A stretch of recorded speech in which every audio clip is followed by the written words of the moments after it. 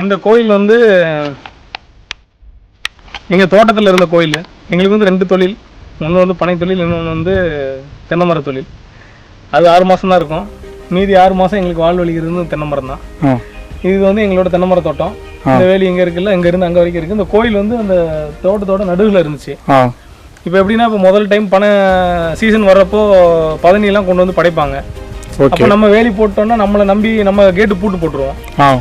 அப்போ அவங்க நமக்காக வெயிட் பண்ணி சாமி கும்பிட்ற மாதிரி இருக்கக்கூடாதுன்னு சொல்லிட்டு கோயில் அங்கேருந்து எடுத்து இங்கே கட்டி இப்போ இந்த வேலியை வந்து நாங்கள் எங்கள் இடத்த அப்படியே விட்டுட்டு வேலி போட்டோம்.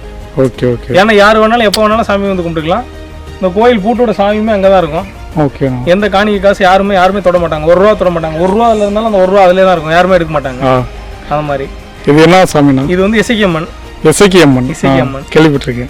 இங்கே வந்து இப்போ எல்லா இடத்துலையும் சொல்லுவாங்க இசக்கியம்மன் ரொம்ப ஆக்ரோஷமாக இருக்கும். அப்படிலாம் இல்லை. யார் வேணாலும் எப்போ வேணாலும் வந்து சாமி கும்பிட்டு போவாங்க. எந்த ராத்திரி வேணாலும் எல்லா ஊர் மக்களும் போவாங்க வருவாங்க. எந்த இதுவுமே இருக்காது. எல்லாத்துக்கும் ஒரு பாதுகாப்பாக இருக்கிறது அம்மன் தான். அம்மன் தான். வேற திருவிழா மாதிரி நடத்துவீங்களா? இதுக்கு வந்து தனியா திருவிழா மாதிரிலாம் கிடையாது.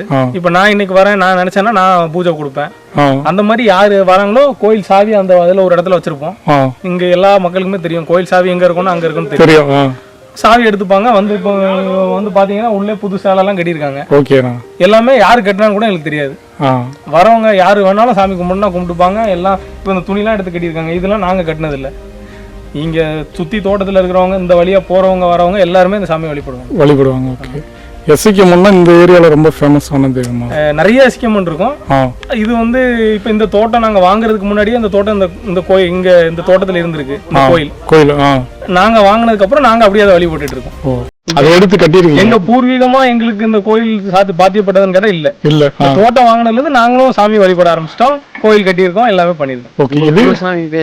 எங்களுக்கு வந்து பெருமாள் சாமி கோயில்னு சொல்லிட்டு அங்க இருக்கு. பெருமாள் முருகர் தான் வந்து இது. குலதெய்வம் வந்து பெருமாள் ஐயனார் 2 இருக்கு. 2 கோயில். அது வேற, அதுவும் எங்க தோட்டத்துல தான் இருக்கு. இன்னொரு தோட்டத்துல இருக்கு. சரி.